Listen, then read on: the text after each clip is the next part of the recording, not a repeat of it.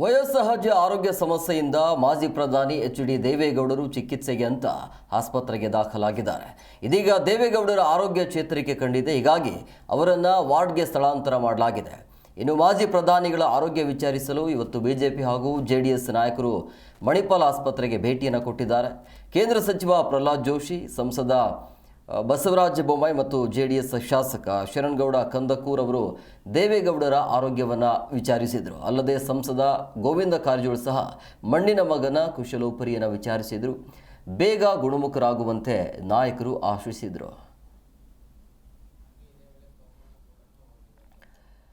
ಇನ್ನು ವಿ ಸೋಮಣ್ಣ ಅವರು ಕೂಡ ಇವತ್ತು ಭೇಟಿಯನ್ನು ಕೊಟ್ಟಿದ್ದಾರೆ. ದೇವೇಗೌಡರ ಆರೋಗ್ಯವನ್ನು ವಿಚಾರಿಸಿದ್ದಾರೆ.